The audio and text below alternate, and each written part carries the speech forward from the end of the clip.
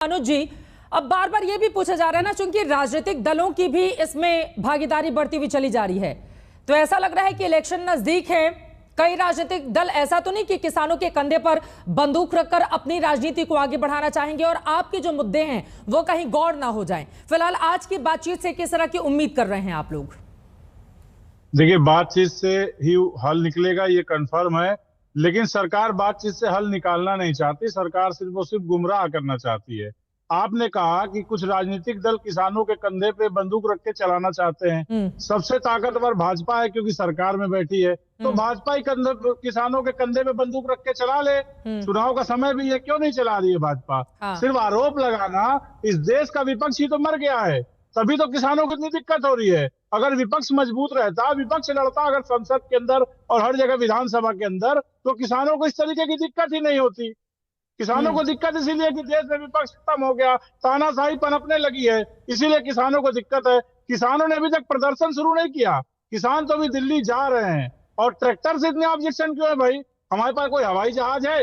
कैसे जाएंगे? या तो घोड़े टांगे से जाएंगे। आज के समय में ट्रैक्टर था, पहले बैल से जाते थे। जब वोट क्लब पे 87 का आंदोलन महेंद्र सिंह टिकैत जी ने किया, बाबा जी ने, तो क्या हम लोग बैलगाड़ी से नहीं गए? उस समय बैलगाड़ी का साधन था, बैलगाड़ी से गए। आज ट्रैक्टर का साधन है, ट्रैक्टर से जा रहे हैं। कल को हमारी हालत सुधरेगी, हमारी दशा दिशा अनुज जी, लेकिन आप जिस दादाजी की बात कर रहे हैं, उनके वक्त में इधर लाल किले में इस तरह का जो स्थिति हमने देखी थी, उसको अब जिस भी शब्दों से नवाजा जाए, कम से कम वो तो नहीं था। लेकिन हमने बहुत ज्यादा वक्त तो नहीं हुए, सबकी आंखों के सामने वो दृश्य है कि भारी तादाद में कुछ अराजक तत्व किसानों का फायदा उठाकर कैसे उसमें दाखिल होते हैं। अब जवानों को अपनी जान बचाकर, महिला जवानों को अपनी जान बचाकर छलांग लगानी पड़ी थी, वो अभी भी हमारी आंखों के सामने है। मैं वहीं पर थी, लाल किला के पास ही। बिल्कुल चित्रा जी, एक मिनट मैं आ रही हूँ। आरएस परोदा जी भी हैं, अनुज की बात हो जाए, वो किसानों की ही बात रख रहे हैं, एक बार उनकी बात हो जाए सर प्लीज। चित्रा जी, जिस लाल किले की बात बार बार लोग कहते हैं, उस लाल किले में आप बता रहे हैं कि किसानों के बीच में कुछ जो है गलत लोग घुस गए थे, जिन्होंने हिंसा फैला दी। तो ये बात तो स्पष्ट है कि किसानों ने हिंसा नहीं फैलाई, गलत लोग जो घुसे थे उन्होंने हिंसा फैलाई। बिल्कुल। आखिर इस चीज की जांच सुनिए, इस चीज की जांच कौन करेगा? इस चीज की जांच सिक्योरिटी एजेंसियों ने किया। आप बताइए कि जो चार्जशीट लगी लाल किला हिंसा की, उसमें किसी भी एसपीएम के नेता को क्या आरोपी दोषी बनाया गया? आरोपी सब थे, लेकिन सब के सब दोष मुक्त हुए।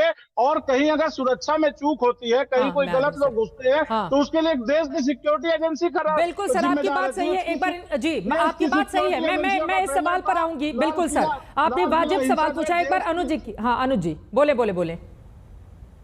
देश की सिक्योरिटी एजेंसियों का फेलर था लाल किला हिंसा। किसान सीधा साधा था, जानबूझ के भाजपा के लोगों ने, आरएसएस के लोगों ने किसानों के भेष में अपने लोगों को भेजा लाल किला पे। आपको पता है जितनी समय वहां आंदोलन 13 महीने का चला, तो सर आप ही लोग पकड़ लेते, जो वहां पर किसान गए थे, जो भी अराजक तत्व थे, उनको आप लोग ही पकड़ लेते। स्पष्ट हो रहा है अगर हम लोग इस लायक रहते, अगर हम इतने सक्षम रहते कि हम जो हमारे बीच में कुछ घुसपैठिए सरकार घुसे देगी, जिनका सरकार को संरक्षण रहेगा, उनको किसान कैसे पकड़ सकता है? ठीक है, आपकी ओर से बड़े आरोप लगाए जा रहे हैं। ठीक है, आपकी ओर से बड़े आरोप लगाए जा रहे हैं। आरएस परोदा साहब, अब मैं सीधे आपके पास आते हुए, एमएसपी को लेकर ये जो मांगे हैं, क्या वास्तव में ये व्यवहारिक हैं पूरी तरीके से? क्या सरकार को इस दिशा में कदम उठाना चाहिए, या फिर क्या स्थिति आप इस पूरे मामले में बनती हुई देख रहे हैं? चित्रा जी, एमएसपी आज की बात नहीं है, सन 65 से लागू हुई थी और ये अब तक किसानों को दी जा रही है। और हर वर्ष कुछ ना कुछ जो है पैदा के लिए अधिक जो वैल्यू उसकी बढ़ा करके एमएसपी की जो अनाउंसमेंट किया जाता है। हरित क्रांति के जो हमारे प्रदेश के किसान हैं, इनकी अगर कोई डिमांड अभी भी है, और जो पहले भी थी, जब पिछली बार इन्होंने आंदोलन किया तो इनकी मांग यही थी कि जो एमएसपी है उसको कानूनी दर्जा दिया जाए। उसके बारे में सरकार ने एक कमेटी भी बनाई।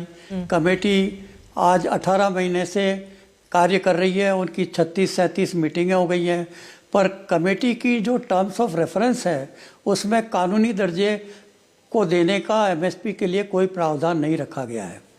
तो उसमें यही है कि इसको किस तरह से इफेक्टिव और पारदर्शक बनाया जाए। तो कानूनी बात लाने की जो डिमांड है किसानों की, इसको हमें संवेदनशील होकर के सोचना चाहिए, क्योंकि अगर किसान की आमदनी की सरकार दूनी की बात करती है, एक तरफ हम इनको जो है कृषि के लिए उनको 6-6 हज़ार रुपये भी किसानों को दे रहे हैं उनकी 3-3 किस्तों में, तो भारत सरकार भी चाहती है कि किसानों का फ़ायदा हो और किसान चाहते हैं कि उनको बाज़ार में उनकी कीमत मिले। अब प्रोक्योरमेंट है, पिछले 3 साल में प्रोक्योरमेंट गेहूं और धान ही ज़्यादा होता है पंजाब और हरियाणा में, और किसानों की जो आमदनी है वो उसी पे डिपेंड करती है। तो ये प्रोक्योरमेंट भी पिछले 3 सालों में एक तरफ तो गेहूं और धान की पैदावार बढ़ी, 250 मिलियन टन हो गया, 114 वीट का और 135 जो है वो धान का, और उधर हमारी प्रोक्योरमेंट है वो कम से कम 5 से 7 मिलियन टन पिछले 3 सालों में कम हो गई। तो एक तरफ हम हमारे सारे विश्व में हम अपनी तारीफ़ करते हैं कि हमारे पास नेशनल फूड सिक्योरिटी एक्ट है, जिसमें हम जो है गरीबों को 67% लोगों को हम अनाज मुफ्त दे रहे हैं, और उसको देने के लिए प्रोक्योरमेंट तो ज़्यादा करना होगा। तो प्रोक्योरमेंट हो क्यों नहीं रहा, इसके बारे में भी सोचने की आवश्यकता है। और फिर एक बात मैं कहना चाहूँगा कि किसान सड़क पे क्यों आते हैं? क्या कोई किसानों के लिए एक फार्मर्स कमीशन नहीं हो सकता? क्या इनकी बातों को आपस में समझ करके सुलझाया नहीं जा सकता? बिल्कुल। वो मैं ये तो नहीं समझता कि ये कोई क्रिमिनल्स हैं। तो अगर ये अपने डिमांड लेके आ रहे हैं तो और सरकार उनसे बात कर रही है, तो हमें ये सोचना है कि कानूनी दर्जा वो यही कह रहे हैं कि भाई जो एमएसपी हो उससे नीचे जो वैल्यू किसान को ना मिले, ये एक एश्योरेंस दी जाए। अब हमने गन्ने में भी तो चीनी की कीमत 32 रुपये कर दी थी, वो भी तो सरकार ने की है। तो 32 रुपये से नीचे बाज़ार में कोई नहीं खरीदता। तो गेहूं और धान के लिए भी कुछ सोचा जा सकता है, और इसको हमें संवेदनशील होकर के देखना होगा, इसका सॉल्यूशन निकालना होगा।